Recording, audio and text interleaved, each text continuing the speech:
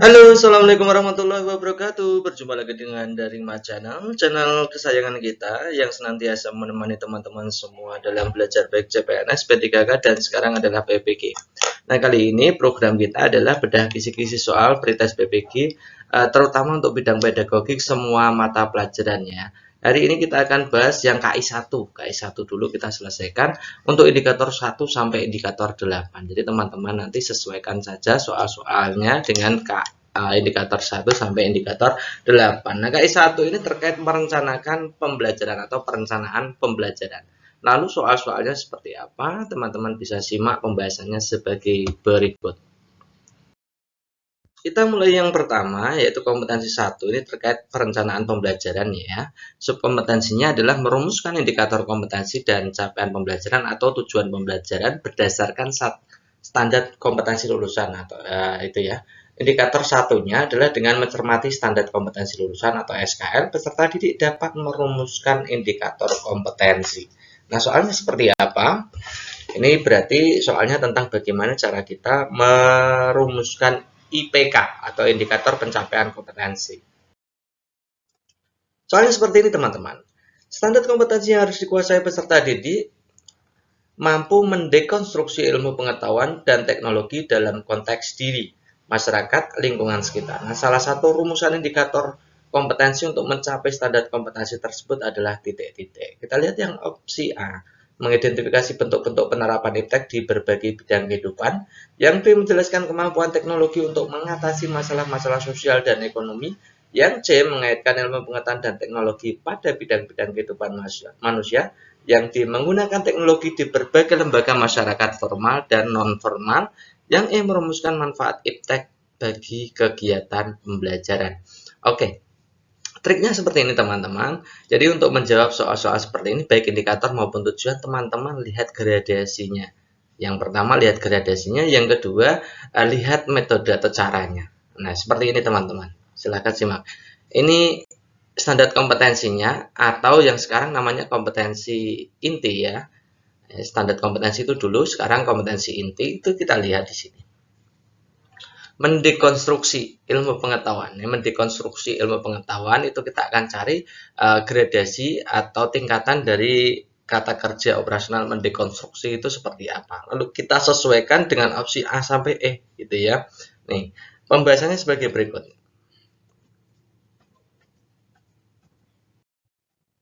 Nah, untuk level kognitif, kita soal tadi mendekonstruksi itu berhubungan dengan level kognitif atau level pengetahuannya teman-teman. Jadi teman-teman harus memahami taksonomi Bloom, levelnya atau gradasinya tingkat, kemudian pengertiannya, kemudian juga tentang kata kerja operasional yang bersesuaian dengan gradasi tersebut. Oke, C1 atau kognitif level 1 itu adalah mengingat. Jadi proses mengingat itu artinya mengambil pengetahuan yang relevan dari ingatan. Nah, kata kerjanya teman-teman yang perlu diingat. Mengingat, mendaftar, mengulang, menirukan, menyebutkan, menulis. Nah, menulis sederhana ini ya. Menulis sederhana. Menuliskan apa yang atau istilahnya menjiplak lah. Itu levelnya paling rendah. Level kedua di taksonomi Bloom adalah memahami atau kognitif level 2, C2. Memahami itu artinya membangun arti dari proses pembelajaran termasuk komunikasi lisan, tertulis, dan gambar. Ya. Kata kerja yang bersesuaian adalah menjelaskan, mengklarifikasi, menerima, mengidentifikasi, dan seterusnya. Gitu ya. Nanti teman-teman bisa kembangkan sendiri kira-kira yang bersesuaian dengan ini. Kemudian C3 itu adalah mengaplikasikan atau menerapkan. Artinya menggunakan prosedur di dalam situasi yang tidak biasa. Nah, contohnya adalah menggunakan, mendemonstrasikan, mengilustrasikan, mengoperasikan, menentukan, melakukan, dan seterusnya. Kemudian kognitif level 4 adalah menganalisis, artinya memecah materi ke bagian-bagiannya dan hubungannya. Mencari hubungannya. Kata kerja yang bersesuaian adalah memeriksa, mengkritisi, menelaah, menganalisis, menghubungkan, merasionalkan, mengaitkan, membedakan. Itu ada di analisis. Kemudian kognitif level 5 adalah evaluasi, itu membuat pertimbangan berdasarkan kriteria standar. itu biasanya kata kerja yang bersesuaian itu menyimpulkan, mengevaluasi, menilai, menyanggah, memutuskan, memilih, mendukung, menggeneralisasi, menguji, membandingkan, dan seterusnya. Yang tertinggi adalah level ke-6, itu artinya mencipta. Mencipta itu menyusun kembali unsur-unsur ke dalam pola atau struktur baru. Nah, contohnya mengkonstruksi, ya termasuk mendekonstruksi ya letaknya di sini. Mendesain, mengkreasi, mengembangkan, menulis, memformulasikan, merumuskan. Itu ya teman-teman ya. Teman-teman silakan hafalkan ini. Nah, kita kembali ya. Tadi mendekonstruksi itu termasuk dalam kaitannya C-nya adalah C6 ya. Kalau mengidentifikasi itu C2, menjelaskan juga C2, mengaitkan tadi C4, menggunakan itu C3, kalau merumuskan C6. Gitu ya. Merumuskan itu C6. Maka jawaban yang tepat ya C6 itu. Karena yang kita bahas adalah mendekonstruksi itu C6. Gitu ya, teman. Kompetensi berikutnya, ini masih terkait dengan kompetensi 1, merencanakan, tapi indikatornya berbeda. Nah, kalau tadi indikatornya adalah menentukan indikator, sekarang yang kedua adalah berdasarkan rumusan indikator, jadi nanti disediakan indikatornya, kemudian peserta didik merumuskan capaian pembelajaran atau tujuan pembelajaran. Nah, setelah saya analisa, ternyata ini agak berbeda ya dengan apa namanya itu yang ABCD, konsep ABCD. Bukan seperti itu, tapi yang difokuskan adalah tentang gradasi seperti halnya tadi kita dalam merumuskan indikator. Soalnya seperti ini teman-teman. Rumusan indikator kompetensi adalah peserta didik menganalisis interaksi manusia dengan lingkungannya. Salah satu rumusan tujuan pembelajarannya adalah, nah seperti ini ya teman-teman, peserta didik mampu titik-titik di situ tidak ada degree-nya, semuanya tidak ada degree-nya. Lalu bagaimana kalau kita menjawab soal model seperti ini? Caranya sama. Pertama kita lihat KKO atau kata kerja operasional. Saya ulangi, kata kerja operasional itu memegang penting dalam menjawab soal seperti ini. Gitu ya. Kata kerja operasionalnya adalah menganalisis. Ya. Nah, lalu kita cek ya, menjelaskan, memahami, membedakan, menjelaskan itu tergolong dalam apa, gitu ya. Ya kita lihat ya. Kalau menganalisis itu masuknya di gradasi atau tingkatan dari kognitif level 4. Tadi ya kita sudah bahas ya. Menganalisis itu level 4. Nih, menganalisis silakan teman-teman lihat levelnya adalah level 4. Jadi kita akan jawab ya sesuai levelnya. Kalau menjelaskan, memahami, membedakan, menjelaskan ini menganalisis tadi C4, menjelaskan itu tadi C2, memahami juga C2, memahami lagi C2, membedakan ini masuk C4, menjelaskan ini C2. Jadi sudah kelihatan ya teman-teman ya. Jadi teman-teman nanti mudah sekali dalam menjawab indikator dan tujuan pembelajaran kalau memahami gradasi pengetahuan. Jadi jawaban yang paling tepat adalah opsi D. Next soal berikutnya, rumusan tujuan pembelajaran yang sesuai dengan kompetensi dasar mendeskripsikan dan menggunakan berbagai ukuran pemusatan, letak, dan penyebaran data sesuai dengan karakteristik data melalui aturan dan rumus serta menafsirkan dan mengkomunikasikannya. Apakah A. Siswa mampu menggunakan grafik dan diagram untuk memecahkan masalah statistika, mampu memahami masalah kontekstual yang berkaitan dengan berbagai bentuk data, menentukan nilai rata-rata dari data berkelompok, atau siswa dapat menentukan nilai rata-rata data berkelompok yang disajikan dalam bentuk tabel maupun diagram. Oke, kita cek dulu ya. Yang pertama adalah gradasi pengetahuannya. Kalau kita lihat ini mendeskripsikan dan menggunakan itu kan masuk C3. Kemudian karena di sini adalah KD, maka kita juga harus melihat tujuannya. Tujuan dari KD ini untuk mengukur apa sih? Kita lihat ya ini, kata-kata yang ini. Jadi, sesuai dengan karakteristik data melalui aturan rumus. Nah, kalau melalui aturan rumus kan artinya sangat mengerti tentang pengetahuannya atau kognitifnya hidup ya. Kalau yang ini menafsirkan, mengkomunikasikan ini keterampilan. Jadi ini pengetahuan, yang ini keterampilan. Jadi KD-nya itu mau mengukur dua-duanya, baik yang kognitif maupun psikomotorik. Nah, kalau kognitif levelnya yang C3. Itu ya. Jadi kita akan analisa C3 dan ranahnya adalah kognitif dan psikomotorik. Kognitifnya harus C3 dan juga psikomotoriknya gitu ya. Kita lihat opsi A. Siswa mampu menggunakan ini KKO pada level C3. Menggunakan grafik dan diagram. Ini jelas, ini pengetahuannya ada C3, keterampilannya juga ada, ini menggunakan. Kemudian yang B, siswa memahami ini masuk C2.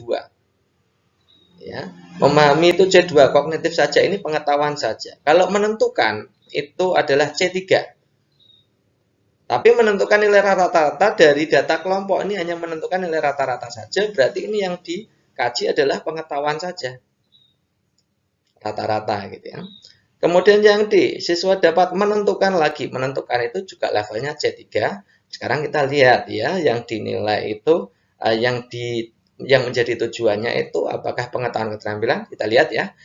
Menentukan nilai rata-rata data berkelompok yang disajikan dalam bentuk tabel maupun diagram. Jadi siswa itu hanya menafsirkan ya, mengkomunikasikannya tidak ada, menafsirkan datanya yes, ada bentuk tabel dan diagram, tapi mengkomunikasikannya, menggunakannya tidak masuk gitu ya. Jadi opsi ini hanya pengetahuan saja. Ya, tidak ada mengkomunikasikannya, tidak masuk di situ. Nah, kalau mau mengkomunikasikan, ya A itu. Kalau yang itu ada kata-kata disajikan kan mengkomunikasikan, Kak. Bukan, di situ yang disajikan dalam bentuk. Jadi soalnya sudah ada dulu, jadi siswa hanya menginterpretasikan atau menafsirkan saja. Kecuali kalau di situ siswa dapat menentukan nilai rata-rata dan menyajikan dalam bentuk tabel maupun diagram. Nah, itu kalau benar. Ya, ini disajikan rata-ratanya berkelompok ya, data kelompok yang disajikan gitu ya. Jadi bukan menyajikan, tapi rata-rata data kelompoknya yang disajikan. Jadi ini faktornya ada faktor pengetahuan saja yang dinilai, keterampilannya tidak. Nah, kalau menggunakan grafik dan diagram jelas itu keterampilannya hidup ya. Pengetahuannya juga bisa karena di situ ada memecahkan masalahnya. Oke. Jadi ini dari opsi A sampai D ini C3-nya banyak.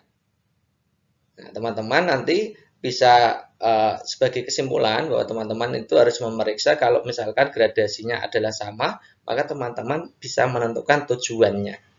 Tujuannya untuk aspek apa? Pengetahuan, keterampilan, atau afektif atau sikap. Itu ya. Jadi jawaban yang paling tepat adalah opsi A. Varian soal yang lain ini terkait dengan tujuan pembelajaran. Ini ada rumusan indikator kompetensi, peserta didik mampu mengorganisasi peristiwa-peristiwa alam melalui sikap. Rumusan tujuan pembelajarannya adalah peserta didik titik-titik.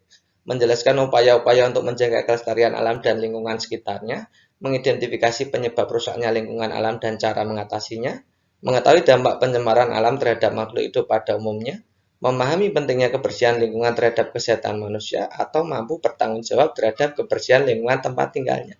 Kalau teman-teman cermati ini, tidak hanya jangan langsung ini ya teman-teman ya, jangan langsung mengorganisasi, tapi teman-teman lihat ini, sudah kelihatan ya. Ini berarti masuknya di penilaian afektif karena sikap ya. Jadi mengorganisasi itu masuk ranah sikap apa gitu ya. Nah, kita bahas dulu tentang ranah sikap. Tadi kita sudah bahas tentang ranah pengetahuan dari C1 sampai C6. Sekarang kita akan lihat dari afektif 1 sampai afektif 5 itu ya. Nah, pada ranah afektif atau ranah A itu ada 5. Yaitu pertama receiving, ini A1. A1 ini receiving atau attending. Nah, ini adalah menerima dan memperhatikan. Penjelasannya adalah kepekaan seseorang dalam menerima rangsangan dari luar yang datang kepada dirinya dalam bentuk masalah, situasi, atau gejala lain-lain. Ya, mampu menerima dulu ya. Kemudian yang kedua, responding atau menanggapi. Jadi tidak sekedar menerima tapi levelnya meningkat lagi menjadi menanggapi. Artinya adanya partisipasi aktif. Tidak hanya memperhatikan tapi ada partisipasi aktif.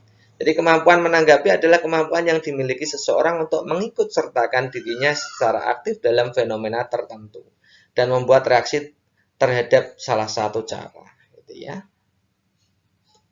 Kemudian level berikutnya yang lebih tinggi lagi adalah valuing ya, atau menilai atau menghargai. Nah, menilai atau menghargai artinya memberikan nilai atau memberikan penghargaan terhadap suatu kegiatan atau objek. Jadi mampu menghargai, ada proses menghargainya di situ. Ya, tidak. Kemudian yang keempat adalah organization atau mengatur, mengorganisasikan. Ini tepat pada soal tadi, organisasi ya, atau mengorganisasikan. Mengorganisasikan itu masuknya di efektif level 4. Itu artinya mempertemukan perbedaan nilai sehingga terbentuk nilai-nilai baru yang universal yang membawa pada perbaikan umum. Jadi ada proses tanggung jawabnya di situ. Saya ulangi lagi, jadi pada organization itu ada proses tanggung jawab di situ. Tidak hanya menerima atau memperhatikan, tidak hanya sekedar menanggapi atau partisipasi aktif, tidak hanya menghargai, tapi juga bertanggung jawab, mengatur, mengorganisasikan. Kemudian yang kelima adalah karakteristik by value or value complex. Ini karakterisasi ya. Ini paling tinggi ini levelnya ya. Artinya suatu nilai atau kompleks nilai, keterpaduan semua sistem nilai yang telah dimiliki oleh seseorang yang mempengaruhi pola kepribadiannya ini sudah menjadi karakter pribadinya. Sudah otomatis intinya. Itu level paling tinggi adalah karakterisasi ya. Itu saya sudah jelaskan tentang ranah afektif. Sekarang kita kembali ke soal. Jadi tadi mengorganisasi berarti masuknya di A4. Nah, kalau kita analisa jawabannya A3 ya. Ini mengorganisasi harusnya di A4.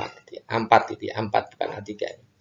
Oke, kalau kita menjelaskan itu berarti masuknya harusnya bukan di A, bukan faktor afektif, bukan ranah afektif, tapi masuknya di C2. Tadi kita sudah bahas. Mengidentifikasi itu juga C2, kognitif bukan afektif. Mengetahui itu C1, ini sama dengan menyebutkan. Memahami itu C2. Ya, bertanggung jawab tadi adalah A4 tadi. Itu teman-teman. Jadi jawaban yang tepat adalah E.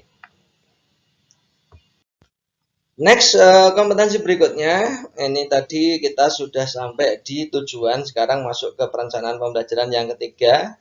Ini kalau disediakan tujuan pembelajaran atau tujuan pembelajarannya ada, peserta didik menetapkan materi pembelajaran yang diperlukan.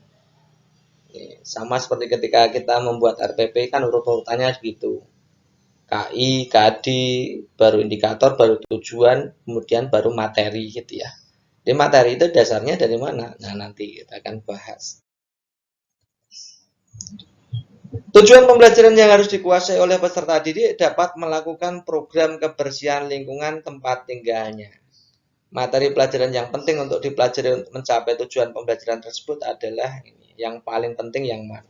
Apakah A, manfaat pentingnya program kebersihan lingkungan, pengelolaan program kebersihan lingkungan, jenis-jenis program kebersihan lingkungan, perencanaan program kebersihan lingkungan, dan strategi pelaksanaan program kebersihan lingkungan. Ini yang paling efektif, yang paling tepat.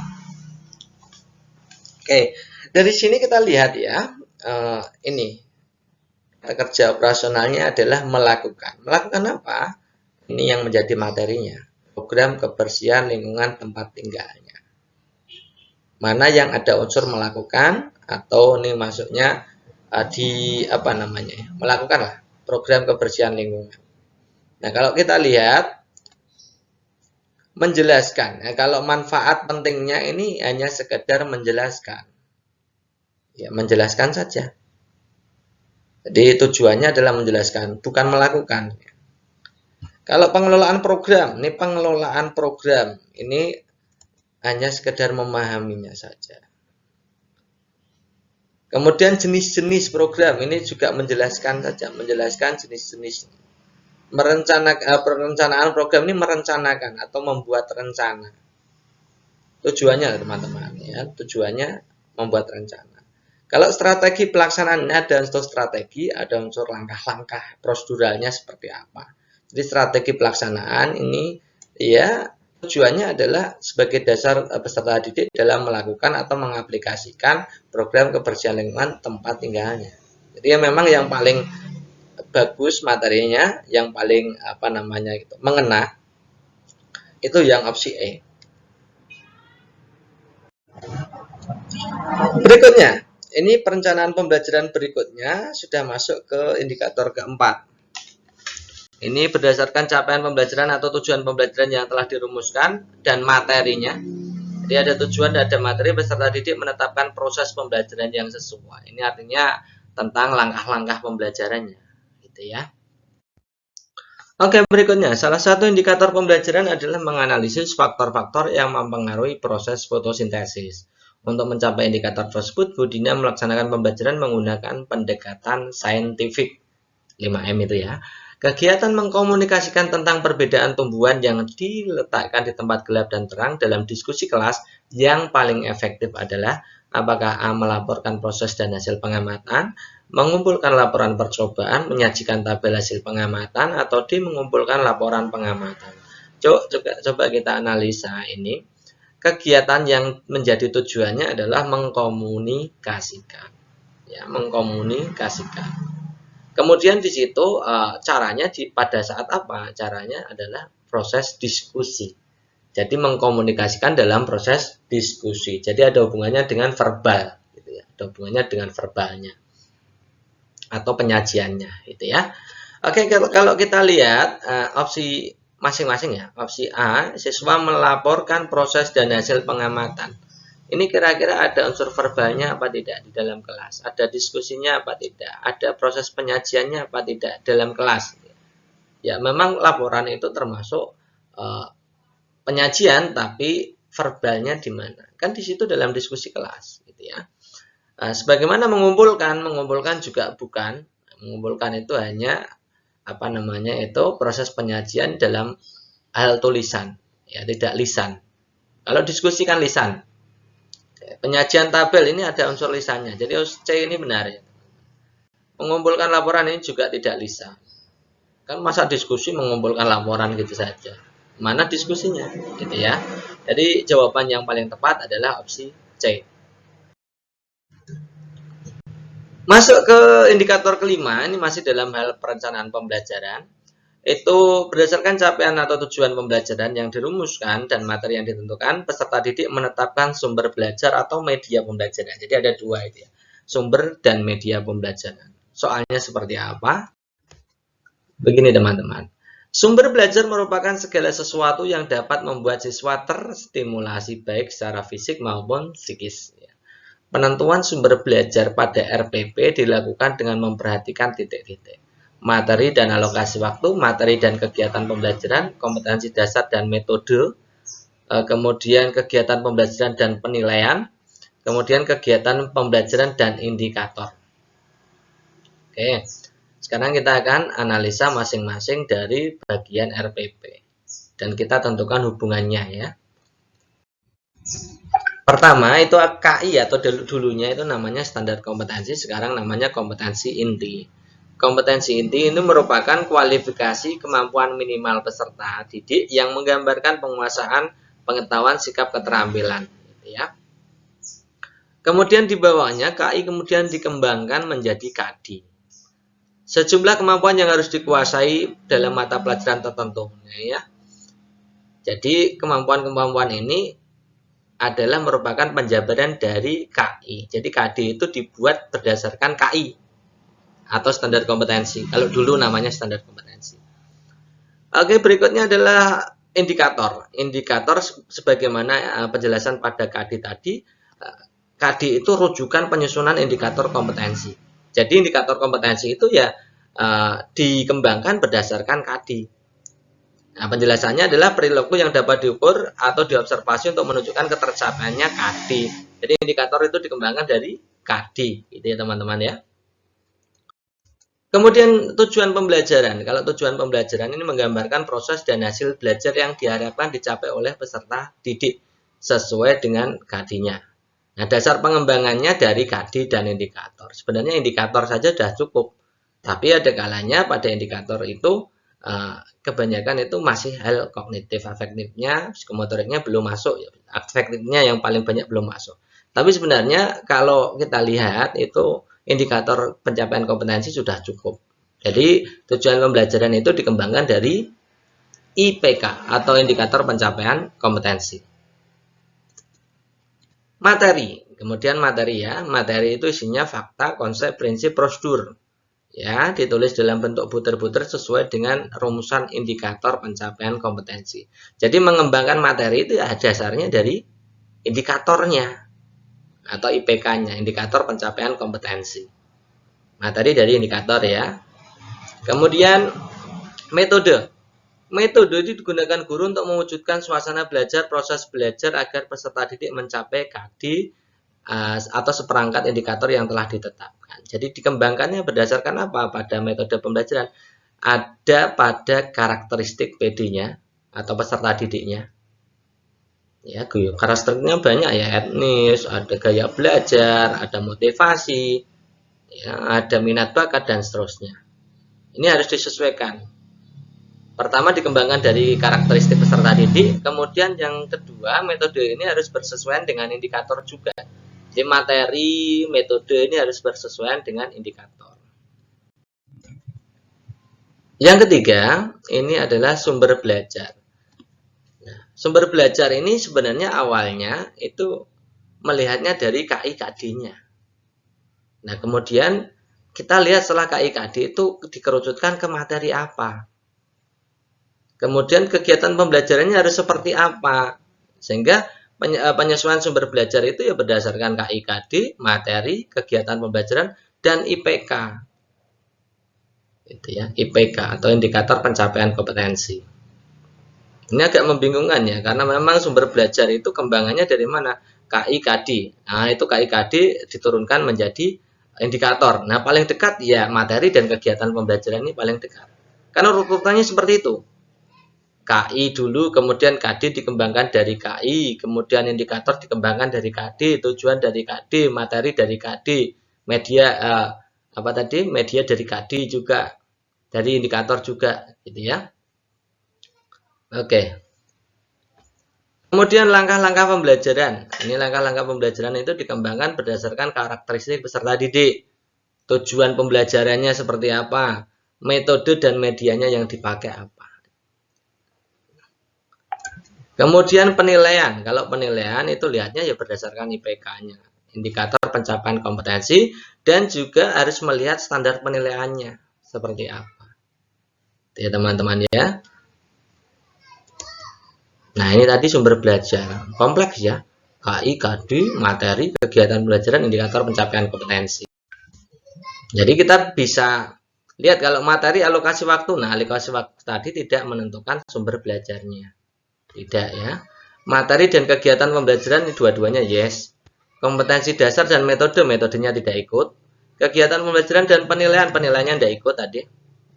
Kegiatan pembelajaran dan indikator ini yes, dua-duanya yes. Tapi yang menjadi fokus indikator kan tadi sudah dikembangkan lewat materi. Jadi yang paling dekat memang materi dan kegiatan pembelajaran. Jadi jawaban yang tepat yang opsi B.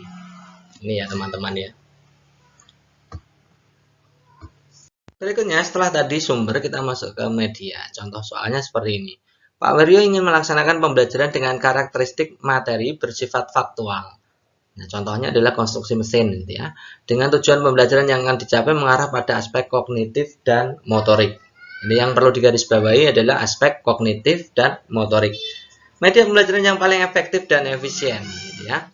Oke, kita lihat di sini aspeknya adalah kognitif motorik. Kognitif itu pengetahuan. Jadi media kognitif dalam rangka merangsang atau menstimulasi pemikiran gitu ya. Sehingga mendapatkan pengetahuan baru. Ya. Kalau motorik itu hubungannya dengan keterampilan atau proses kegiatan atau gerak atau melakukan manipulasi. Dalam bahasa gaya belajar itu namanya kinestetik, media kinestetik. gitu ya teman-teman ya. Bisa dipegang, bisa dimanipulasi. Itu namanya media kinestetik. Itu artinya untuk mengembangkan kemampuan motorik gitu ya. Kalau kita lihat ya, pertama, media foto. Media foto itu adalah media visual, hanya bisa dilihat. Jadi tidak bisa dimanipulasi, tidak bisa dipegang, tidak bisa diutak-utak lah istilahnya seperti itu, tidak bisa diotak-atik, maka ini hanya mengembangkan pengetahuan saja atau kognitif saja. Media cetak, modul dan buku ajar ini juga hanya mengembangkan pengetahuan saja atau kognitif saja. Media video itu lebih tinggi lagi, yaitu ada media audio dan visual. Tapi media video pun hanya sekedar melihat dan mendengar. Jadi tidak melakukan aspek motoriknya tidak dapat. Ya, ini maka disebut media kognitif, media pengembangan kognitif. Gitu ya. Kemudian media mock-up itu 3 dimensi.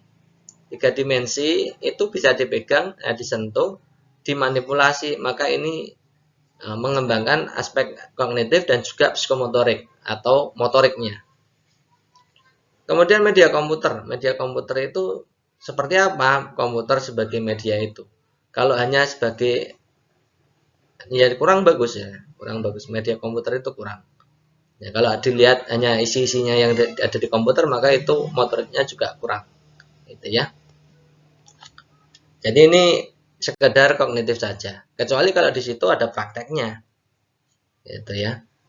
Jadi memang jawaban yang paling memenuhi adalah media mock-up atau media 3 dimensi yang bisa dimanipulasi, dipegang, disentuh, diotak-atik.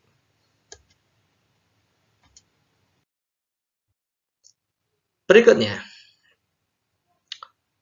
ini kita masuk ke indikator ke-6. Berdasarkan capaian pembelajaran atau tujuan pembelajaran, proses pembelajaran yang telah ditentukan, peserta didik menetapkan jenis evaluasi.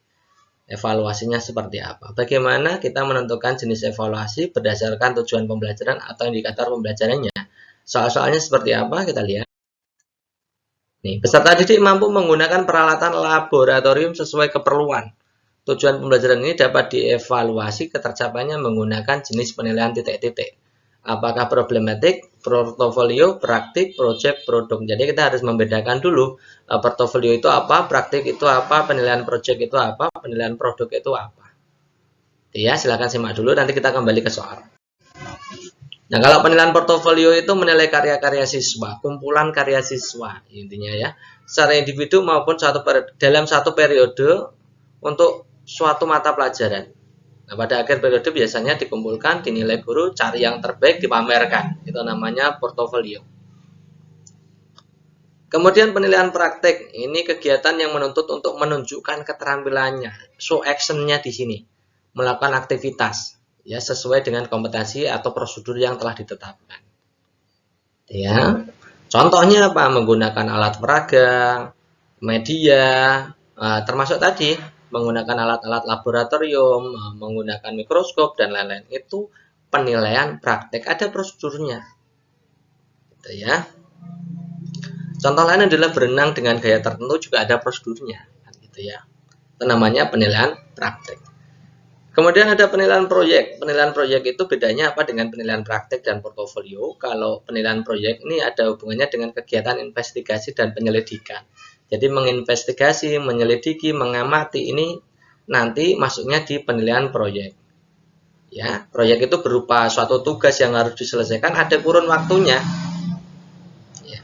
Contohnya melakukan investigasi proses fotosintesis pada hidrilla. Gitu. Misalkan itu ya, penilaian proyek. Mengamati yang lain-lain, ya, perubahan warna pada kegiatan praktek dan seterusnya. Ya. Kemudian penilaian berikutnya adalah penilaian produk. Jadi 4 penilaian ini teman-teman harus paham ya. Kalau penilaian produk ini hasilnya yang dilihat. Penilaian terhadap keterampilan dalam membuat suatu produk. Ya. Kalau penilaian proses tadi banyak ya. Kalau produk ini yang paling penting adalah hasilnya harus berupa produk. Kegiatan menghimpun fakta-fakta berdasarkan produk hasil karya siswa. Contohnya membuat jusnya itu loh maksudnya. Itu produk. Membuat karya tertentu itu juga produk. Gitu ya.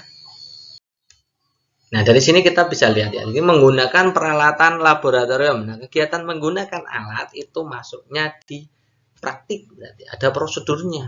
Gitu ya teman-teman ya. Nah, sekarang masuk ke indikator ketujuh teman-teman. Mencermati silabus peserta dapat menganalisis keterkaitan antar komponen silabus. Jadi hubungan antar komponen pada silabus atau RPP gitu ya. Ini contohnya, isi dalam silabus indikator merupakan pencirian dari penguasaan titik-titik. Tadi perasaan kita sudah pernah memahami tadi ya. Jadi saya sudah memberikan pemahaman KI, KD, dan seterusnya. Kalau indikator itu apa? Pencapaian apa? Gitu ya. Apakah kompetensi dasar, sumber belajar dan media, materi, kegiatan, atau penilaian?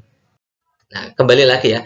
Kalau KI tadi sebagai dasar ya, ini menggambarkan penguasaan pengetahuan sikap keterampilan. KD itu adalah jabaran dari KI yang lebih operasional ya, pada masing-masing mapel gitu ya. Jadi dikembangkan berdasarkan KI. Kemudian indikator itu dikembangkan dari KD. Jadi tercapainya KD itu dilihat dari apa? Ya indikator itu. Nah, itu KD menjadi rujukan penyusunan indikator kompetensi. Jadi IPK itu dikembangkan berdasarkan KD. Ya. Atau teman-teman bisa lihat di keterangan pada indikator. Jadi indikator adalah perilaku yang dapat diukur atau diobservasi untuk menunjukkan ketercapaian KD. Itu jelas ya teman-teman ya. Jadi kita kembali sini. Jadi kalau indikator itu penguasaan KD. Last terakhir itu mencermati silabus, ini tentang menyusun RPP, artinya langkah-langkahnya. Oke, contoh soal seperti ini. Model pembelajaran berbasis masalah dapat digunakan untuk mencapai pembelajaran yang efektif, berpusat pada peserta didik. Nah, salah satu jenis pembelajaran yang berpusat pada peserta didik atau student center adalah peran guru sebagai fasilitator. Nah, salah satu tugas fasilitator itu apa? Apakah menyelaraskan bahan ajar dengan kemampuan peserta didik untuk memecahkan masalah, memberikan kesempatan kepada peserta didik untuk menerapkan keterampilan berpikir tingkat tinggi dalam memecahkan masalah, memberikan penjelasan kepada peserta didik tentang hal-hal yang harus dilakukan, serta memotivasi untuk belajar aktif serta menjadi pembelajaran yang mandiri, atau memfasilitasi peserta didik untuk aktif merumuskan dan memecahkan masalah secara mandiri baik secara individual maupun secara kelompok sebagai proses membangun pengetahuan dan keterampilan. Oke, kita akan bahas tentang peran guru. Peran guru sebagai fasilitator, mediator, dan lain-lain gitu ya. Nah, kita pernah membahas ya. Jadi peran guru yang pertama itu sebagai motivator, memberikan dorongan anak didik agar bergairah, agar aktif dalam belajar, memberikan motivasi belajar, ya. Yang kedua, fasilitator. Apa itu fasilitator? Itu memfasilitasi proses pembelajaran mulai dari awal, merumuskan masalah, menyusun kerangka, memecahkan masalah. Itu difasilitasi oleh guru, gitu ya. Mengembangkan kemampuan bertanya, membuat siswa terlibat dalam belajar kelompok dan seterusnya. Itu fasilitator, memfasilitasi. Kemudian sebagai sumber informasi, nah, tentu saja sumber informasi peran guru ini biasanya tentang teacher center ya. Fungsi utama selain teacher center ya student center juga sebagai tempat bertanya, yaitu peran guru sebagai sumber informasi. Guru tempat bertanya, tempat dan sumber informasi pengetahuan yang dibutuhkan siswa. Kemudian keempat, mediator. Fungsi mediator itu guru memediasi proses mendapatkan informasi, menyediakan kesempatan siswa untuk berkreasi, mencari sumber informasi, membuat hubungan satu sumber dengan sumber lain, menyediakan bahan ajar, sumber belajar. Jadi kalau fokusnya adalah bahan ajar dan sumber belajar, itu tugas guru sebagai mediator, memberikan media yang dibutuhkan. Kalau fasilitator memfasilitasi kegiatan. Paham ya teman-teman bedanya fasilitator dan mediator? Kalau mediator itu menyediakan bahan-bahan atau sumber-sumber belajar yang dibutuhkan. Kalau fasilitator memfasilitasi prosesnya. Kalau saya istilahkan, kalau mediator itu hard-nya, kalau fasilitator itu soft-nya. Itu ya, paham ya? Jadi kembali lagi ya, kalau menyelaraskan bahan ajar, itu hubungannya dengan bahan ajar, itu pasti itu adalah mediator. Memberikan kesempatan pada peserta didik menerapkan keterampilan berpikir tingkat tinggi dalam memecahkan masalah, ini juga mediator ya. Memberikan penjelasan kepada peserta didik ini sumber informasi. Kalau memfasilitasi peserta didik aktif merumuskan masalah dan seterusnya, ini tadi adalah memfasilitasi atau fasilitatornya di sini gitu ya teman-teman ya. Oke, itu dulu teman-teman. Dan sekedar informasi, e-book Prioritas PPG PGSD sudah full version. Artinya sudah ada TPA, bakat minat, profesional, dan pedagogik. Nah, bagi teman-teman yang sudah beli, menginginkan update-nya, versi update-nya, silakan teman-teman hubungi admin ya. 085712166998. Atau bagi teman-teman yang baru ikut, belum tahu ternyata ada e-book dan TO-nya, silakan teman-teman membeli di 085712166998 gitu ya. Kemudian terima kasih atas perhatiannya. Cukup sekian. Assalamualaikum warahmatullahi wabarakatuh. Halo, assalamualaikum warahmatullahi wabarakatuh. Berjumpa lagi dengan Daring Mat Channel, channel yang senantiasa menemani teman-teman semua dalam belajar program-program spesial seperti P3K dan PPG. Kali ini kita akan melanjutkan program kita yang PPG, bedah kisi-kisi soal Prioritas PPG 2022. Ini terutama untuk semua mapel ya, karena pedagogik itu pada dasarnya ya sama antar mapel satu dengan mapel yang lain, cuma agak konteksnya agak diubah sedikit gitu ya. Indikator yang kita kaji adalah melanjutkan yang kemarin. Kemarin sudah sampai ke indikator 8, sekarang kita masuk ke indikator 9 sampai 13 gitu ya. Yaitu melaksanakan pembelajaran dan penilaian. Silahkan teman-teman nanti simak soal-soalnya seperti apa saja gitu ya. Kita mulai dengan kompetensi, masih kompetensi melaksanakan pembelajaran, ini kompetensi 2 nih ya. Indikator 9 itu melalui paparan kasus, peserta dapat memberikan pilihan pemecahan masalah pelaksanaan pembelajaran untuk mengembangkan potensi. Jadi pelaksanaan pembelajaran yang penggunaannya untuk pengembangan potensi siswa, artinya intelektual siswa, baik pengetahuan keterampilan gitu ya. Oke, soalnya seperti ini teman-teman. Dalam pembelajaran PKN dikenal beberapa asas yang patut diketahui oleh guru yang akan membelajarkan kepada peserta didiknya. Salah satunya adalah guru harus memandang peserta didik sebagai manusia secara manusiawi. Peserta didik dihargai segala kelebihan dan kekurangan yang dimilikinya. Peserta didik diberi kesempatan untuk melakukan pengembangan potensinya meskipun dengan segala keterbatasan yang dimiliki. Hal ini sesuai dengan asas apakah humanistik, siswa sentris atau student center, utuh bulat terpadu berkesinambungan atau multidimensional. Oke, kita akan bahas masing-masing. Humanistik itu seperti apa, student center itu seperti apa, utuh bulat terpadu berkesinambungan itu seperti apa, atau multidimensional itu seperti apa gitu ya. Pertama kita akan belajar tentang belajar humanistik. Apa itu belajar humanistik?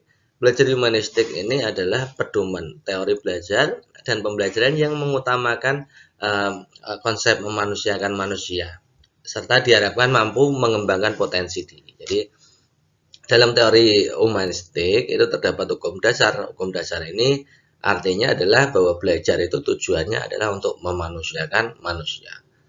Ya, masing-masing siswa dikembangkan berdasarkan potensi yang dimiliki, gitu ya teman-teman. Itu namanya belajar humanistik. Untuk yang kedua, siswa sentris atau student center itu adalah proses pembelajaran berpusat pada siswa, di mana peran siswa itu aktif dalam pembelajaran dan guru itu tugasnya bukan sebagai transfer knowledge-nya, tapi sebagai mediator dan fasilitator. Jadi tidak hanya transfer pengetahuannya, tapi fungsinya paling utama adalah mediator dan fasilitator. Siswa yang menggali ilmunya sendiri, itu namanya siswa sentris gitu ya. Yang ketiga, pembelajaran utuh, terpadu, terbulat dan berkesinambungan.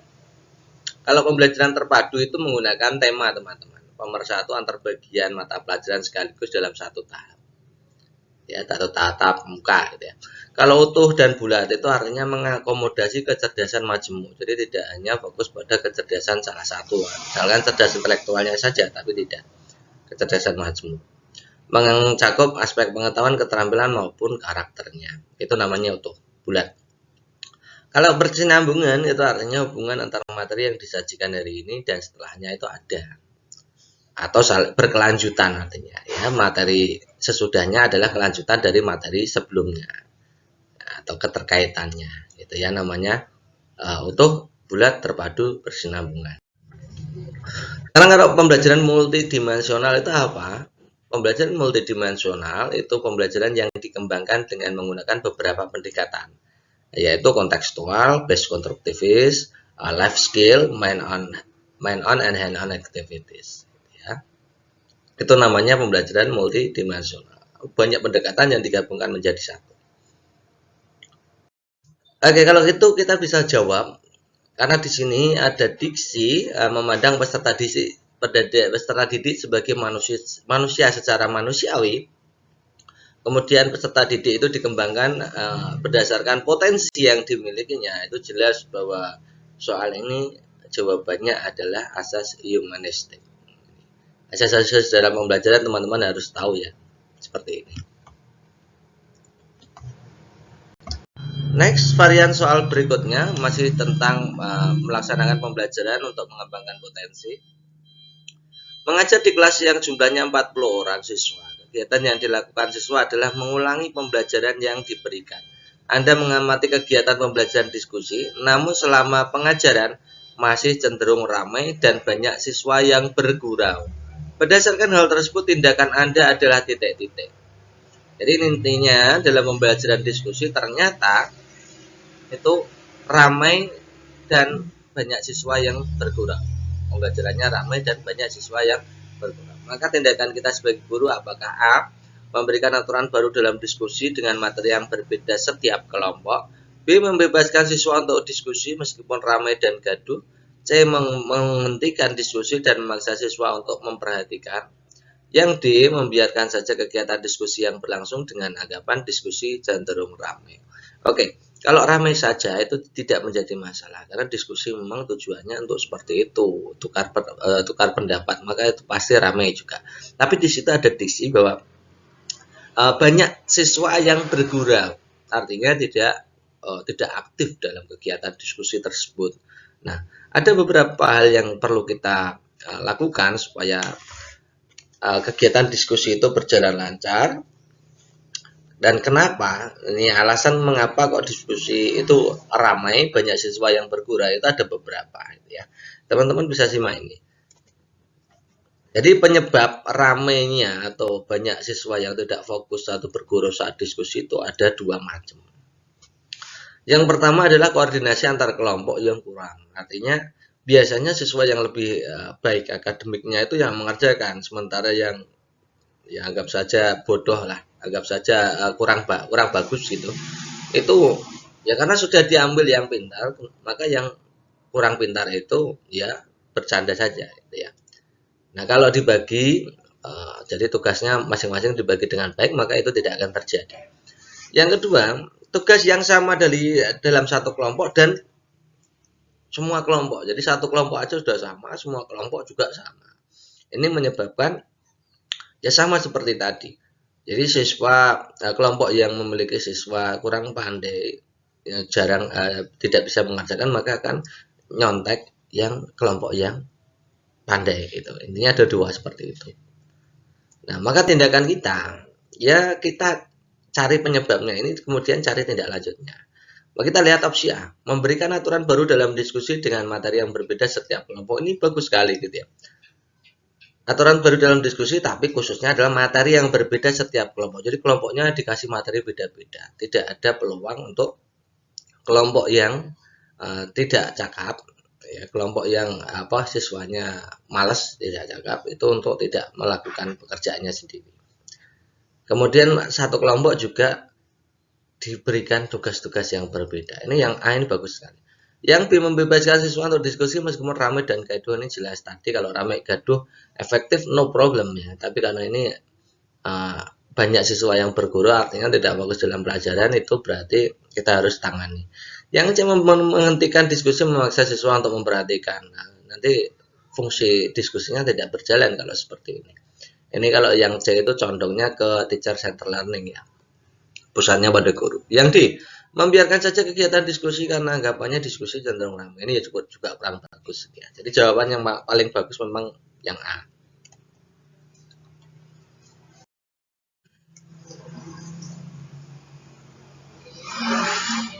Dalam pembelajaran, apabila guru menginginkan adanya penerapan pendekatan saintifik, untuk membawa peserta didiknya tertarik dengan pembelajaran, maka yang dilakukan apa?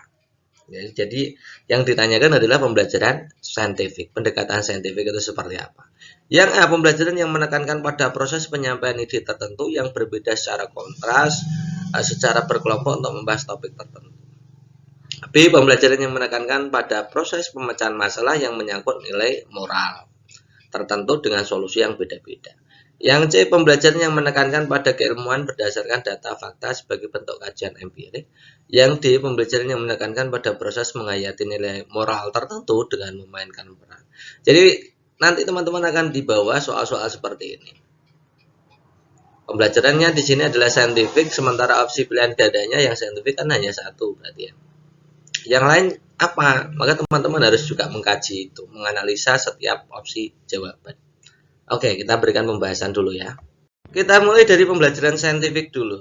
Jadi kriteria pembelajaran saintifik atau pembelajaran dengan pendekatan saintifik itu yang pertama, itu materi pembelajaran berbasis pada fakta fenomena. Ada data, ada faktanya. Dapat dijelaskan dengan logika penalaran. Itu ya. Yang kedua, penjelasan guru, respon siswa, interaksi edukatif antar siswa dan guru itu terbatas dalam prasangka ya. Pemikirannya harus subjektif, penalaran yang menyimpang dari alur berpikir logis gitu ya. Yang ketiga, mendorong menginspirasi siswa untuk berpikir kritis, analitis, dan tepat dalam mengidentifikasi. Jadi materinya saja fakta, data, fenomena. Kemudian kegiatannya adalah melatih siswa berpikir kritis, analitis, dan tepat dalam mengidentifikasi, memahami, memecahkan masalah. Yang keempat, mendorong menginspirasi siswa mampu berpikir hipotesis dalam melihat perbedaan. Jadi harus bisa membuat hipotesis gitu ya. Yang kelima, mendorong menginspirasi siswa mampu memahami, menerapkan, mengembangkan pola pikir yang rasional, objektif. Yang keenam ini yang jadi fokus ya, berbasis pada konsep, teori, fakta, empiris. Sama seperti tadi kita bahas yang nomor 1 tadi. Jadi pembelajaran saintifik itu dasarnya adalah materi yang dipakai adalah materi yang data fakta. Ya, data fakta, nah, sifatnya empiris, nyata di lapangan. Ya, dapat dipertanggungjawabkan. Tujuan dirumuskan secara sederhana, jelas namun menarik sistem penyajian.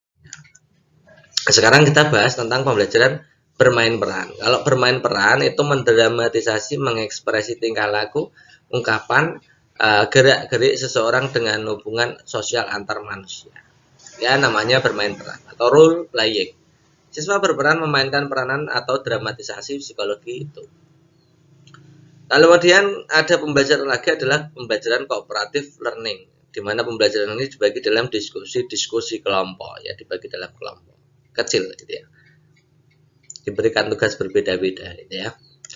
Kemudian problem based learning ini fokusnya adalah untuk pemecahan masalah. Jadi juga dibagi dalam kelompok memecahkan masalah. Pemecahan masalah nyata, tapi masalahnya adalah masalah kontekstual. Belajar berpikir kritis, keterampilan memecahkan masalah, serta memperoleh pengetahuan. Itu namanya problem based learning. Kembali ke soal, kalau kita lihat yang opsi A, pembelajaran yang menekankan pada proses penyampaian ide. Nah, penyampaian ide berarti ada unsur komunikasinya ya. Yang berbeda secara konteks dengan secara berkelompok. Kalau ada istilah berkelompok di situ, ide secara berkelompok itu artinya kegiatan diskusi kan. Kegiatan diskusi itu masuknya di cooperative learning. Jadi yang A itu bukan scientific learning tapi cooperative learning.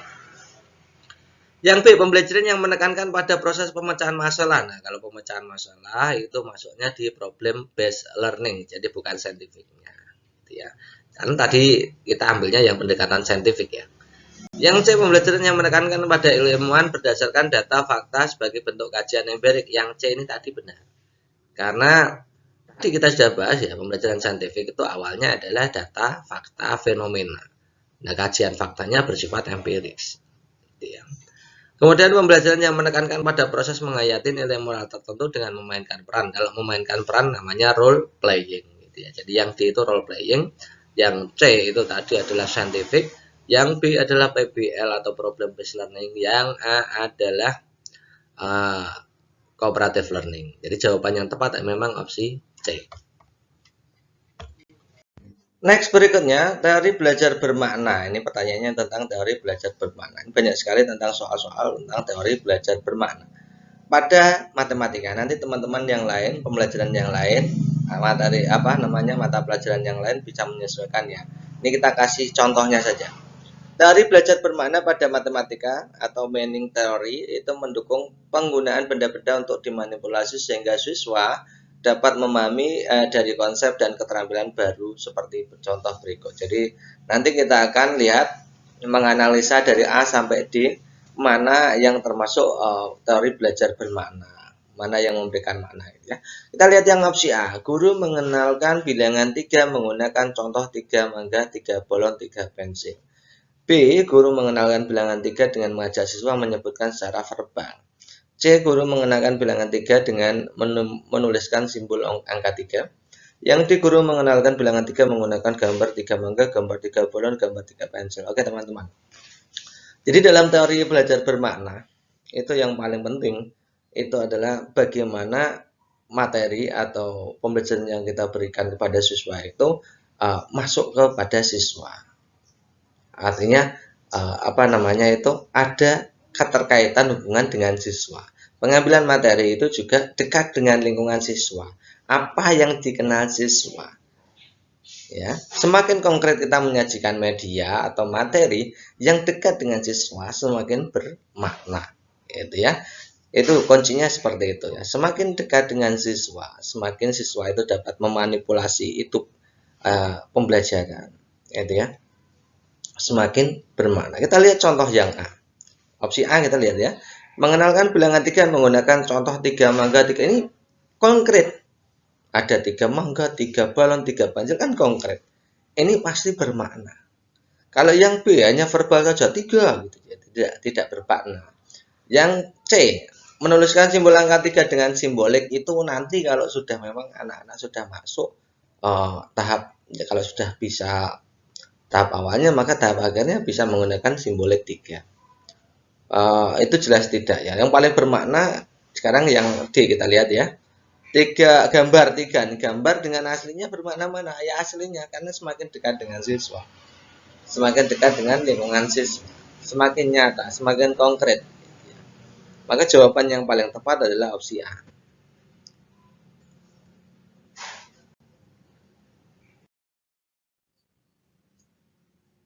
Kita masuk ke kompetensi berikutnya, melaksanakan pembelajaran indikator ke-10. Jadi varian soal yang 9 tadi seperti itu ya teman-teman.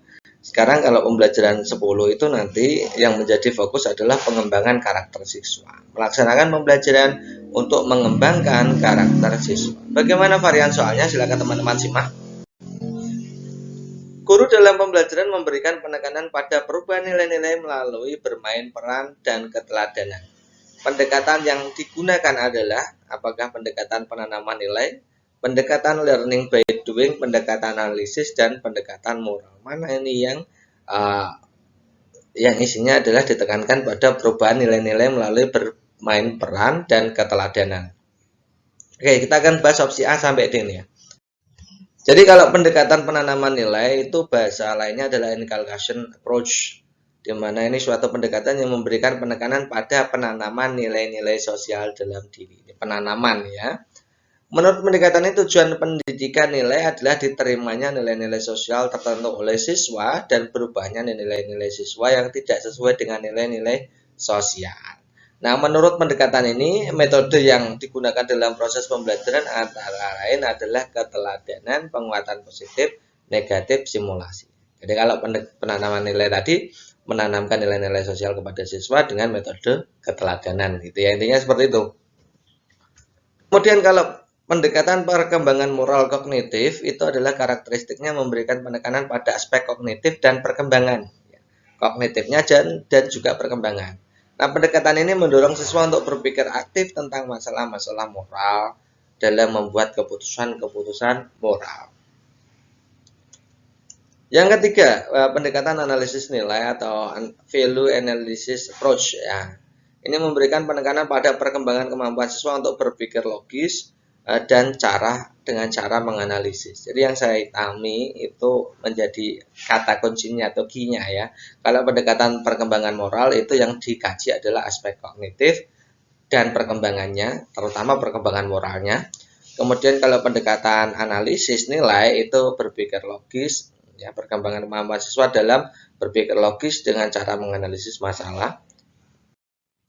Kemudian pendekatan klarifikasi nilai itu kalau tadi yang analisis menganalisis masalah, kalau ini itu yang menjadi penekanan adalah membantu siswa dalam mengkaji perasaan dan perbuatannya sendiri. Ya, mengkaji perasaan dan perbuatannya sendiri gitu ya. Fokusnya adalah untuk meningkatkan kesadaran. Kemudian kalau pendekatan pembelajaran berbuat atau action learning approach itu memberi penekanan pada usaha, memberikan kesempatan pada siswa untuk melakukan perbuatan-perbuatan moral. Jadi kalau ini melakukan perbuatan-perbuatan moral, beda dengan tadi ya. Ya, baik secara perseorangan maupun secara bersama-sama dengan suatu kelompok gitu ya. Intinya seperti itu. Oke, kita kembali. Jadi guru dalam melaksanakan pembelajaran memberikan penekanan pada perubahan nilai. Perubahan nilai-nilai melalui bermain peran. Jadi bermain peran keteladanan, penanaman nilainya itu disebut sebagai, ini jawabannya adalah pendekatan penilaian penanaman nilai. Pendekatan penanaman nilai. Kalau pendekatan learning by doing tadi berbuat. Kalau pendekatan analisis tadi menganalisis masalah gitu ya. Kalau moral tadi pendekatan moral kognitif. Tadi kita sudah bahas. Oke, jadi jawaban yang paling tepat adalah opsi A. Kata-kata santun yang dapat digunakan untuk menasihati siswa yang tidak hadir dalam kegiatan pembelajaran adalah titik. Yang A, Bapak Ibu guru tidak senang jika anak-anak membolos. B, Bapak Ibu guru tidak marah jika anak-anak membolos. Yang C, Bapak Ibu guru akan memberikan sanksi apabila anak-anak membolos. Yang D, Bapak Ibu guru mengharapkan peristiwa ini tidak terulang kembali. Coba perhatikan teman-teman, di situ adalah kegiatannya tujuannya adalah menasihati siswa atau memberikan motivasi siswa agar siswa itu hadir gitu ya. Tapi intinya adalah di sini ada yang tidak hadir.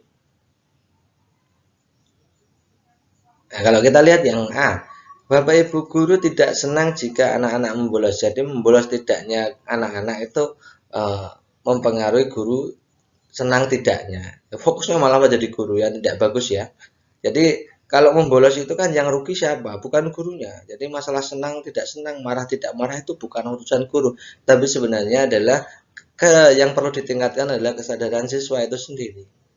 Siswanya.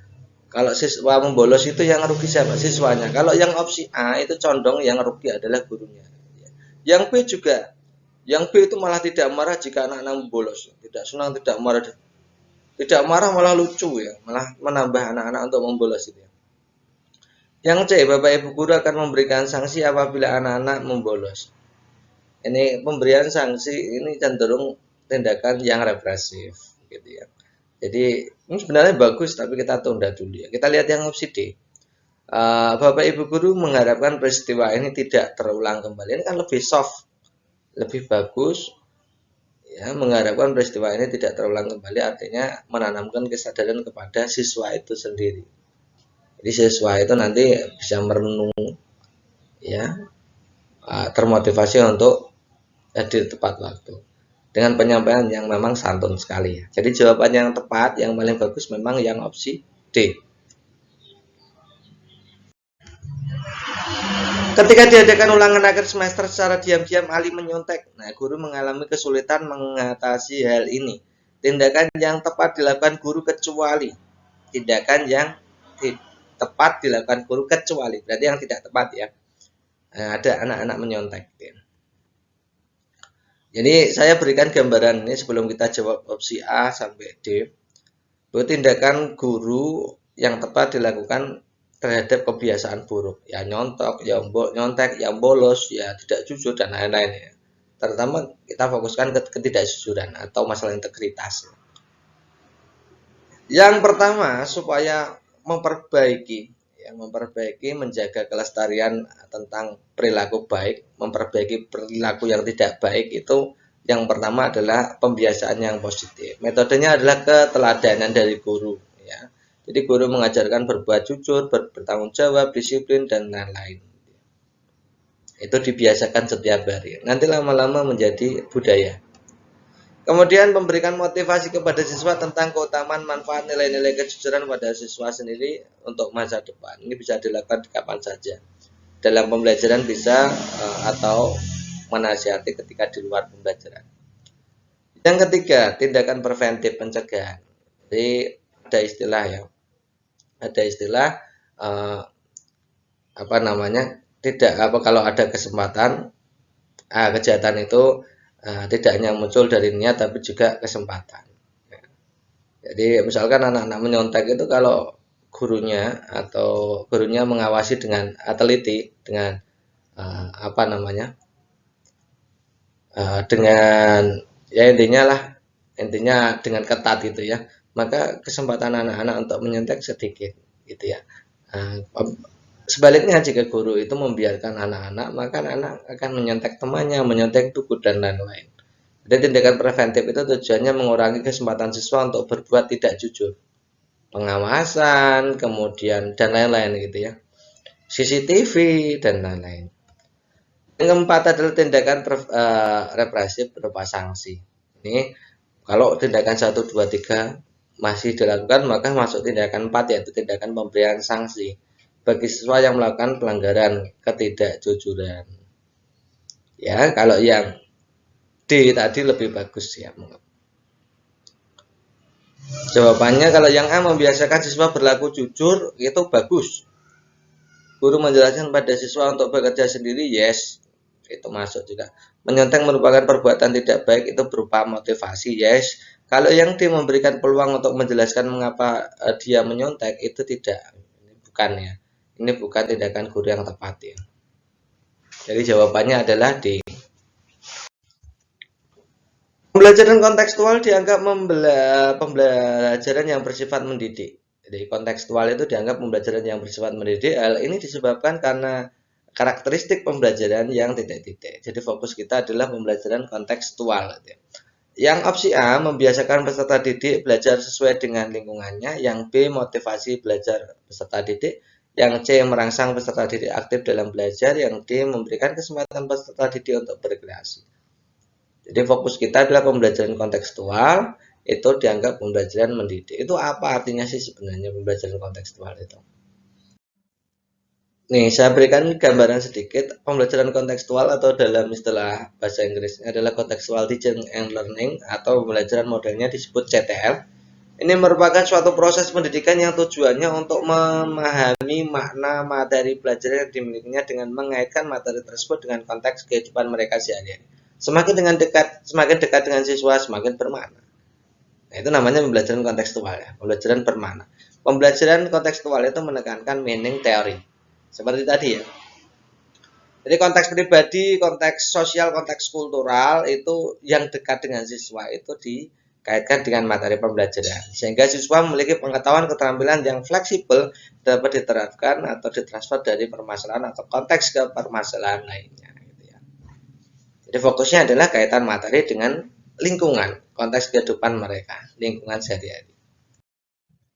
Nah, ini jadi jawabannya membiasakan peserta didik belajar sesuai dengan lingkungan. Tidak memotivasi belajar peserta didik, bukan juga merangsang peserta didik lebih aktif belajar, memberikan kesempatan peserta didik untuk berkreasi juga bukan. Ya.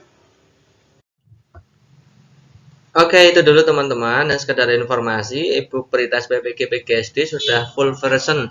Artinya sudah ada TPA, bakat minat, profesional, dan pedagogik.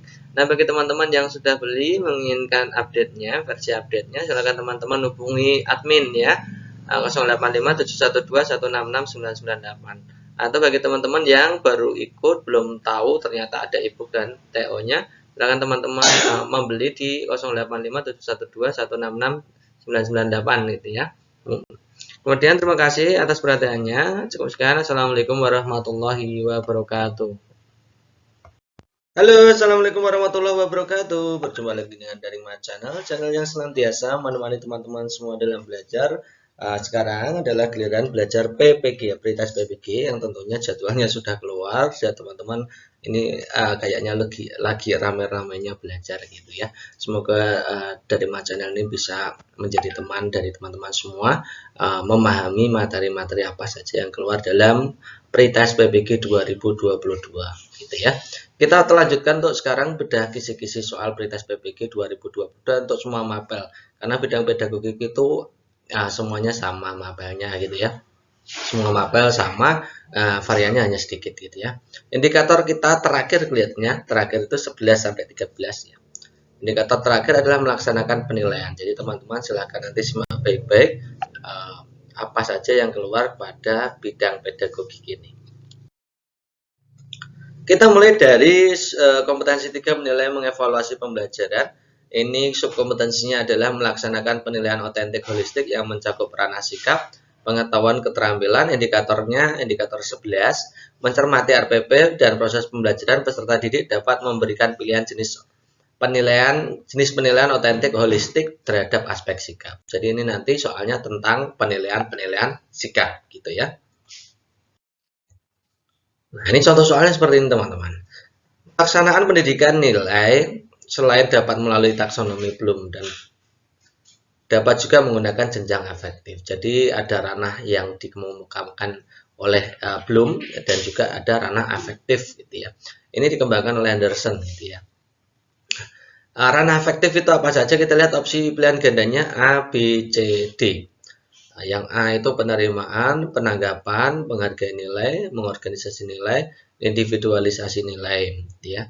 Bedanya dengan yang B itu yang pengorganisasian nilai namanya transferring. Ini teman-teman harus jeli ini. Tulisannya bersama semua. Yang C itu receiving, responding, valuing, organizing, dan characterizing. Ya, oke. Kalau individualisasi nilai itu yang A itu characterizing, kalau yang C itu karakterisasi nilai. Yang D penerimaan nilai, receiving, penerapan nilai, empati, penghargaan, nilai, value, mengorganisasi nilai, organizing, karakterisasi nilai, karakterisasi gitu ya. Ini bedanya dengan yang C itu penerapan nilainya namanya empati gitu ya. Gitu ya, yang C itu penanggapan nilai, bukan penerapan nilai gitu ya. Oke, kita akan bahas bagaimana sih gradasi atau tingkatan dari ranah afektif yang dikemukakan oleh Bloom yang sudah direvisi oleh Anderson dan Caldwell. Yang pertama itu adalah receiving. Receiving itu bahasanya adalah menerima atau memperhatikan. Ini terutama ini yang menerima ya. Biasanya yang lazim kita pelajari adalah menerima. Pertama, receiving menerima ya, itu kepekaan seseorang dalam menerima rangsangan atau stimulus dari luar yang datangnya kepada dirinya dalam bentuk masalah, situasi, gejala, dan lain-lain. Receiving. Yang kedua adalah responding, ini menanggapi teman. Jadi setelah menerima itu menanggapi atau responding. Artinya ada upaya partisipasi aktif. Jadi kemampuan menanggapi adalah kemampuan yang dimiliki oleh seseorang untuk mengikut sertakan dirinya secara aktif dalam fenomena tertentu. Kemudian setelah responding adalah valuing atau menilai. Menilai. Ini atau menghargai. Menilai atau menghargai. Adalah memberikan nilai atau memberikan penghargaan terhadap suatu kegiatan atau objek, sehingga apabila kegiatan itu tidak dikerjakan dirasakan akan membawa kerugian atau penyesalan. Jadi tingkatnya sampai rugi terhadap diri sendiri gitu ya. Contohnya hasil belajar jenjang valuing adalah tumbuhnya kemampuan yang kuat pada diri peserta didik untuk berlaku disiplin baik di sekolah, di rumah maupun di tengah-tengah kehidupan masyarakat. Jadi pertama tadi apa? Menerima atau receiving, yang kedua menanggapi atau responding, yang ketiga adalah menilai atau valuing. Kemudian yang keempat adalah mengatur atau mengorganisasikan atau bahasa lainnya adalah organization. Ini mempertemukan perbedaan nilai sehingga terbentuk nilai baru yang universal. Gitu ya. Yang terakhir adalah karakterisasi atau karakterisasi adalah keterpaduan semua sistem nilai yang telah dimiliki oleh seseorang yang mempengaruhi pola kepribadian tingkah lakunya. Jadi ada 5 gradasi penilaian afektif yang dikemukakan oleh taksonomi Bloom yang sudah direvisi oleh Anderson dan Caldwell. Gitu ya. Nah, kita kembali ke soal. Jadi kalau yang A kita lihat ya, kita cek satu persatu. Penerimaan receiving yes, penanggapan responding yes, menghargai nilai atau valuing yes, pengorganisasian nilai organization yes, individualisasi nilai karakterisasi yang ini yang tidak, harusnya adalah karakterisasi nilai. Yang A jelas salah gitu ya. Opsi terakhir yang A bagian terakhirnya salah. Yang B, kita lihat penerimaan yes, receiving benar ya, penanggapan nilai responding benar, penghargaan nilai valuing benar, pengorganisasian nilai transferring. Nah, ini harusnya bukan transferring tapi organization. Jadi yang B itu salah di pengorganisasi nilai. Yang C, penerimaan receiving oke, penanggapan itu responding benar, penghargaan nilai valuing benar, pengorganisasian nilai organization benar. Kemudian karakterisasi nilai karakterisasi yes, yang C benar semua. Yang D penerimaan nilai receiving, oke, penerapan nilai. Nah, ini bukan penerapan nilai ya, tapi menanggapi atau responding. Jadi jawaban yang paling tepat adalah opsi C. Soal berikutnya, varian soal berikutnya ini. Penilaian kompetensi sikap dilakukan melalui kegiatan titik-titik-titik sikap ya. Apakah observasi, penilaian diri, penilaian sejawat, jurnal. Observasi, penilaian diri, jurnal, portofolio. Observasi, penilaian sejawat, jurnal, dan portofolio. Observasi, penilaian diri, penilaian sejawat, dan penilaian proyek. Oke, kita akan bahas tentang penilaian sikap. Bagaimana sih instrumennya, seperti apa yang lazim digunakan. Oke. Jadi penilaian itu dibagi menjadi 3, teman-teman harus paham benar ya. Ini kalau tidak paham nanti akan kesulitan dalam menjawab. Penilaian itu dibagi menjadi 3, yaitu penilaian afektif atau sikap, penilaian kognitif atau pengetahuan, yang terakhir adalah penilaian keterampilan atau penilaian psikomotorik. Kita bahas dulu yang afektif. Afektif itu mengukur sikap ya, tadi sudah ya. Instrumen yang dipakai biasanya adalah lembar observasi. Observasi yang pertama, lembar observasi itu bisa observasinya bisa observasi terbatas, bisa observasi tidak terbatas. Observasi terbatas itu contohnya begini. Jadi sikap-sikapnya sudah ditulis dulu, yang akan diamati ditulis dulu, kemudian dicocokkan dengan siswa. Itu ya, itu namanya observasi terbatas. Atau lazim juga disebut lembar observasi gitu aja. Nah, kemudian yang observasi tidak terbatas itu contohnya jurnal. Jurnal itu adalah contoh dari observasi tidak terbatas. Kemudian yang kedua adalah penilaian antar teman atau biasanya juga disebut sebagai penilaian sejawat. Yang ketiga adalah penilaian diri. Ya, ini diminta untuk menilai dirinya sendiri dengan serangkaian pertanyaan yang sudah ditentukan oleh guru. Kemudian yang kedua itu adalah penilaian kognitif. Ini mengukur aspek pengetahuan. Instrumennya biasanya adalah yang pertama tes tertulis. Nah, tes tertulis ini macam-macam bentuknya. Ada pilihan ganda, ada menjodohkan, ada uraian. Uraian itu juga dibagi 2 nanti ya. Uraian terbatas dan uraian bebas atau IC. Kemudian ada melengkapi tabel dan seterusnya. Bentuknya adalah tertulis. Kemudian varian lagi yang lain adalah penilaian lisan. Teman-teman juga paham ini ya lisannya. Kemudian penugasan. Jadi penugasan itu termasuk bagian dari pengembangan aspek pengetahuan. Yang terakhir adalah penilaian psikomotorik. Ini mengukur keterampilan. Ini ada penilaian praktek atau unjuk kerja ini untuk melaksanakan serangkaian kegiatan sesuai dengan prosedur yang telah disediakan atau diamati. Penilaian proyek. Nah, penilaian proyek itu untuk menginvestigasi suatu kegiatan atau diberikan tugas tertentu untuk melakukan penelitian atau investigasi, kemudian melaporkan. Portofolio itu bentuknya karya, teman-teman. Jadi karya-karya terbaik itu diberikan. Oke, berarti kita akan jawab yang opsi A kita amati, teman-teman. Observasi yes, kalau sikap ya. Observasi yes, penilaian diri yes, penilaian sejawat yes, jurnal yes. Jadi A itu benar semua. Yang B observasi yes, penilaian diri yes, jurnal yes, portofolio ini harusnya adalah penilaian keterampilan.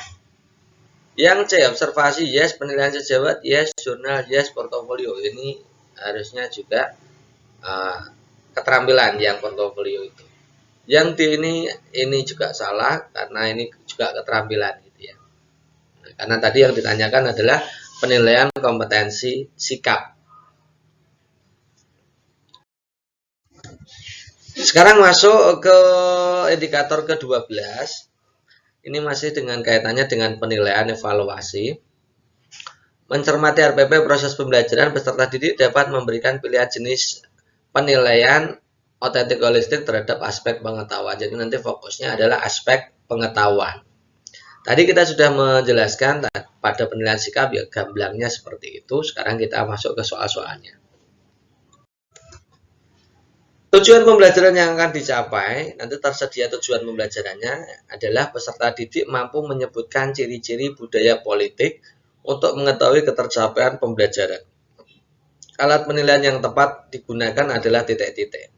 Penilaian portofolio, tes bentuk uraian terbatas, tes perbuatan, tes bentuk uraian bebas. Penilaian proses. Ini yang mana ini? Kembali lagi seperti tadi ya, kalau tadi kita fokusnya ke instrumen, sekarang kita akan masih dalam instrumen, tapi penggunaan instrumennya seperti apa. Kalau penilaian afektif itu mengukur aspek sikap. Contoh melaksanakan tanggung jawab, disiplin, dan seterusnya. Instrumennya tadi sudah kita bahas. Kemudian penilaian kognitif ini mengukur aspek pengetahuan. Ya. Caranya adalah bagaimana pada pengukuran aspek pengetahuan adalah melihat ranah pengetahuan yang akan dinilai. Ya. Berdasarkan ranah taksonomi Bloom dan Anderson Cadwell seperti tadi sudah dibahas, atau teman-teman bisa lihat video sebelumnya C1 sampai C6. Itu mengingat itu contohnya adalah menyebutkan. Memahami yang kedua, tingkatan kedua memahami atau C2 itu menjelaskan nih contoh-contohnya. Contoh kata kerja operasionalnya teman-teman. Kalau menerapkan C3 itu menentukan, menggunakan, ya, menerapkan dan lain-lain. Kalau menganalisis atau analyzing atau C4 atau kognitif tingkat 4 itu adalah contohnya menganalisis, menelaah, menghubungkan, mengaitkan. Itu ya. Kemudian mengevaluasi C5 itu membandingkan, menyimpulkan, menggeneralisasikan itu dan lain-lain. Banyak. Teman-teman bisa lihat di video sebelumnya tentang C1 sampai C6. Sudah kita pernah bahas ya. Kemudian mencipta C6 itu mengkonstruksi, mendesain. Itu kata kerja operasional yang berlaku pada aspek pengetahuan. Sekarang kalau aspek psikomotorik ini mengukur ketercapaian pada aspek keterampilan. Contohnya penilaian praktek unjuk kerja. Praktek itu nama lainnya adalah unjuk kerja.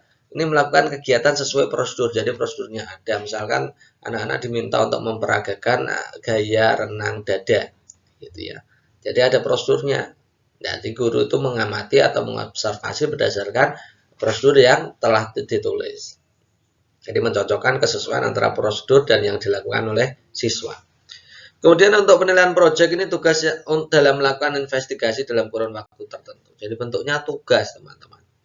Kemudian kalau portofolio itu mengumpulkan hasil karya. Itu ya teman-teman ya, gambaran singkatnya seperti ini. Kalau kita bahas lebih panjang bisa juga sih, tapi nanti lama. Gitu ya. Oke, kembali ke soal. Nah, kalau ada tujuan pembelajaran dilihat ini teman-teman. Menyebutkan, ini menyebutkan saja. Menyebutkan. Kalau menyebutkan itu jelas tadi ya. Itu masuknya di ranah kognitif level C1. Menyebutkan. Karena kognitif sama seperti tadi instrumen yang dipakai kalau kita lihat dari soal sebelumnya. Ranah kognitif itu instrumennya kalau portofolio kan jelas keterampilan. Tes uraian bebas ini nanti ya tes perbuatan atau tes praktik itu juga keterampilan. Proses itu juga keterampilan. Jadi yang ketahuan dua ini, uraian terbatas, uraian bebas. Gitu ya. Nah, sekarang yang mana jawabannya, yang terbatas atau yang bebas? Kita perlu ilmu lagi, pengetahuan lagi tentang bagaimana kita menggunakan uraian terbatas, bagaimana menggunakan uraian bebas. Begini penjelasan. Jadi uraian itu terbatas dan uraian bebas. Kalau uraian terbatas itu soal yang disusun tidak mengembang, tapi lebih terarah atau terbatas. Sehingga ada batasan jawaban. Walaupun kalimatnya jawaban peserta didik itu macam-macam, tapi pokok-pokoknya sama. gitu ya. Jadi kira-kira itu jawabannya kira-kira hampir sama. Pokok-pokok idenya hampir sama. Harus hampir sama gitu ya. Contohnya begini, teman-teman akan lebih mudah memahami orian terbatas dan orian bebas dengan contoh. Ini contohnya ini. Sebutkan 5 komponen dalam sistem komputer kan, ada PC, ada monitor, ada mainboard, ada keyboard, ada mouse. Itu kan pasti itu anak-anak itu meskipun menulisnya berbeda-beda urutannya, tapi kan jawabannya itu saja. Itu namanya orian terbatas. Contoh lain, sebutkan 3 contoh binatang berkaki 4. Nah, kan itu terbatas. Ya, teman-teman ya. Nah, kata kuncinya adalah sebutkan ini. Kalau levelnya bawah itu orian terbatas. Biasanya, ini saya mengatakan ini biasanya.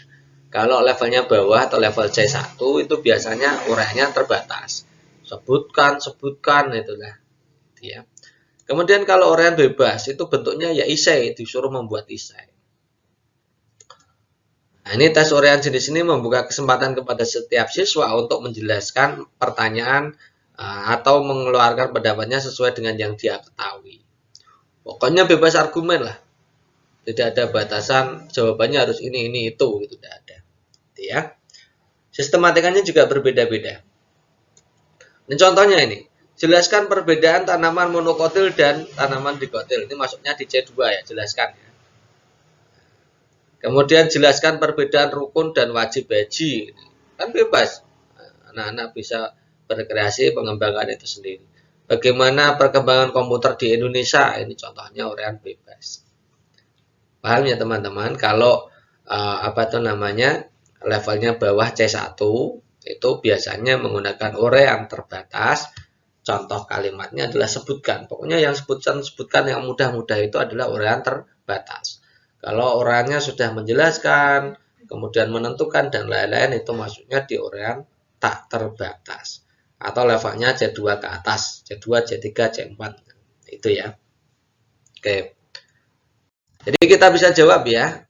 Yang apakah ini kalau menyebutkan itu berarti uraiannya adalah uraian terbatas. Indikator terakhir, indikator ke-13, kompetensi ketiga, menilai mengevaluasi pembelajaran, subkompetensinya melaksanakan penilaian otentik holistik yang mencakup ranah sikap, pengetahuan, dan keterampilan. Indikator 13-nya adalah mencermati RPP, proses pembelajaran, peserta didik memberikan pilihan jenis yang aspek keterampilan. Aspek keterampilan ya. Oke, ini contohnya ini. Ibu Rosita mengajar bahasa Indonesia kelas 5. Dengan materi penanggulangan bencana. Selama kegiatan berlangsung, Ibu Rosita mengadakan penilaian pada siswanya yang sedang melakukan simulasi cara menanggulangi bencana alam. Berdasarkan penjelasan di atas, Ibu Rosita melaksanakan penilaian apa? Coba teman-teman lihat, di situ ada saya garis bawahi. Simulasi cara penanggulangan bencana. Berarti kan ada prosedurnya. Jadi ada prosedurnya, ada caranya, ada langkah-langkahnya. Ya, melakukan simulasi kan harus, simulasi peran kan ada langkah-langkahnya yang harus diikuti. Nah, karena ini harus melakukan sesuatu sesuai dengan langkah-langkah yang ditetapkan, maka itu namanya penilaian apa? Tadi kan kita sudah bahas itu ya, unjuk kerja itu sama dengan tes praktik. Ya, unjuk kerja itu sama dengan tes praktik. Itu penilaiannya dilakukan dengan mengamati kegiatan peserta didik melakukan sesuatu sesuai prosedur. Ini kurang kata-kata sesuai prosedur ya. Contohnya ini praktek di laboratorium menggunakan mikroskop, ya, itu ya.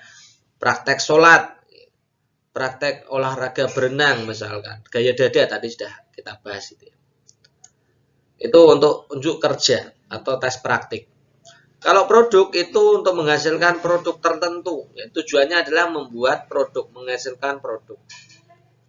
Kalau proyek ini tujuannya adalah melakukan investigasi, membuat laporan dari suatu kegiatan investigasi. Bentuknya tugas terstruktur, gitu ya. Ada waktunya penyelesaiannya.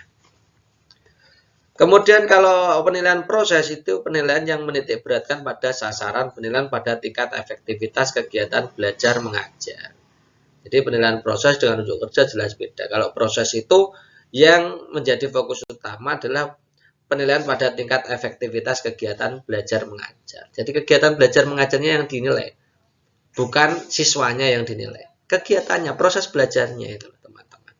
Oke ya. Jadi kita kembali ke soal. Kalau simulasi tadi kan melakukan kegiatan sesuai dengan cara-caranya, sesuai dengan cara yang telah ditetapkan, sesuai dengan prosedurnya, maka itu pasti adalah tes unjuk kerja.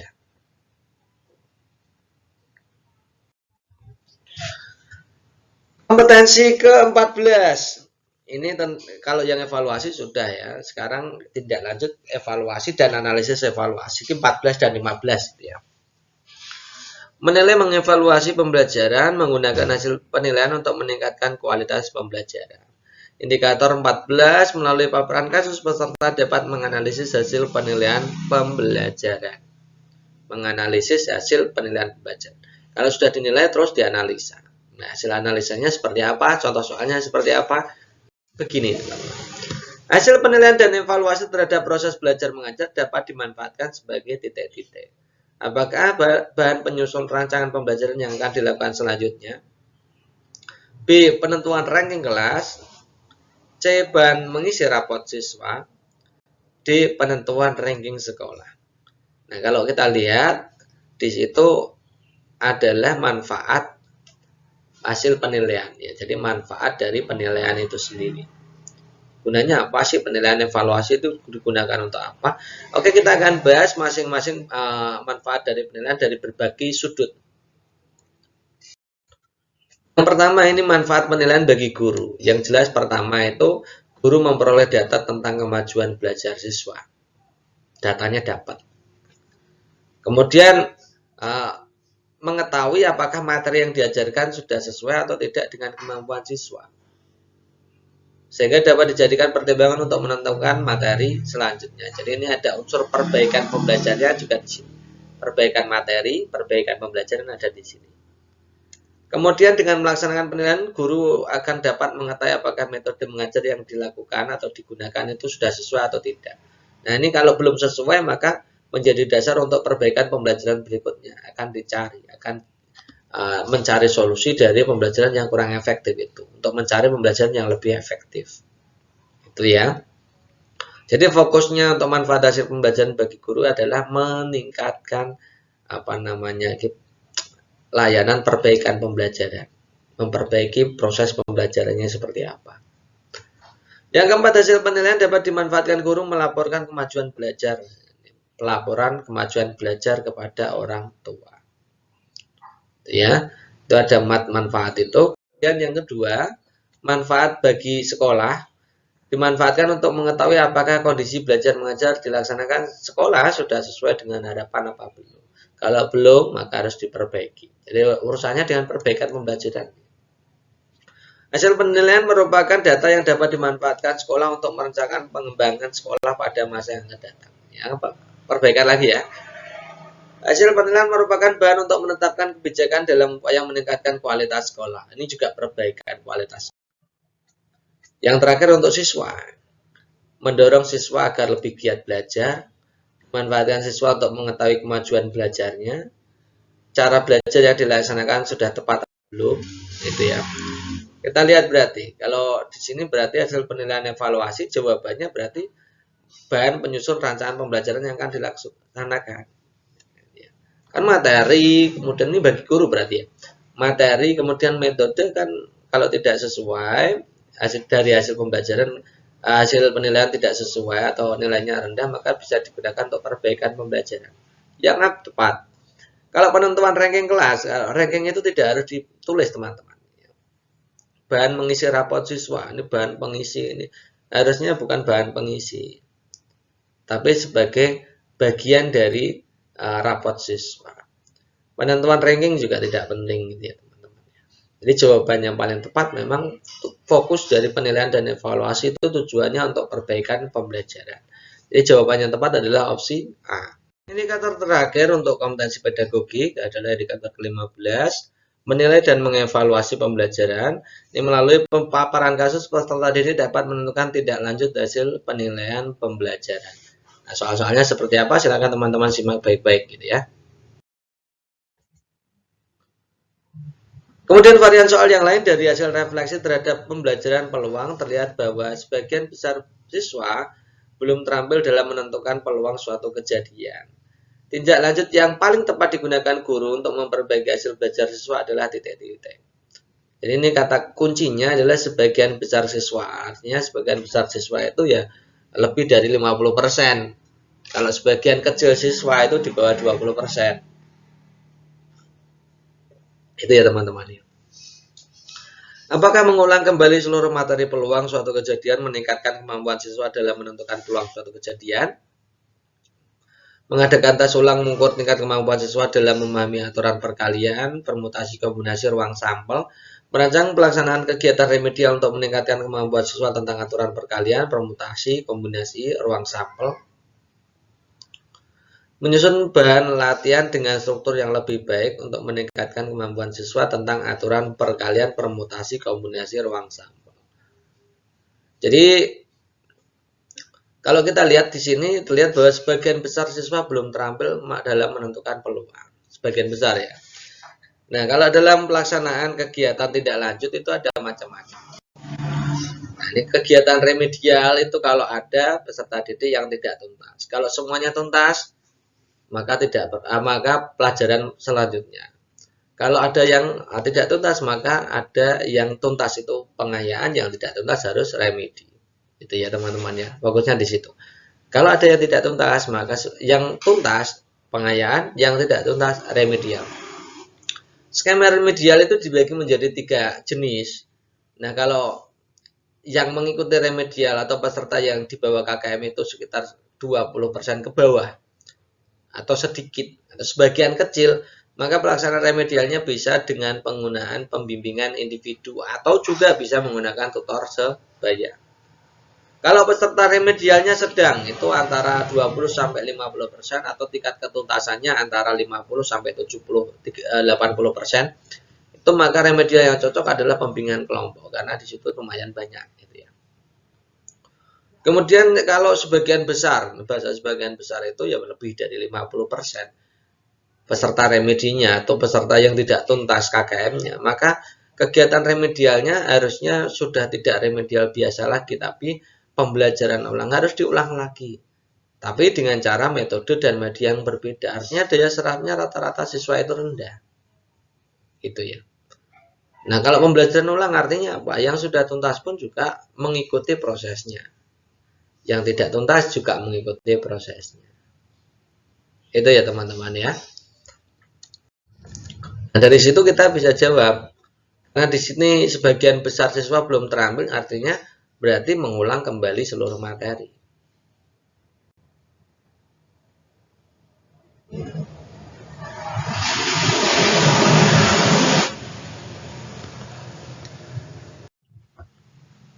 Oke, itu dulu teman-teman. Dan sekedar informasi, e-book Peritas PPG PGSD sudah full version. Artinya sudah ada TPA, bakat minat, profesional, dan pedagogik. Nah, bagi teman-teman yang sudah beli, menginginkan update-nya, versi update-nya, silakan teman-teman hubungi admin ya.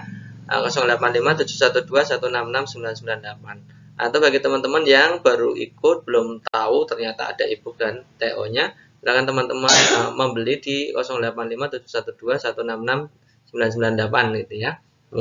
Kemudian terima kasih atas perhatiannya. Cukup sekian. Assalamualaikum warahmatullahi wabarakatuh.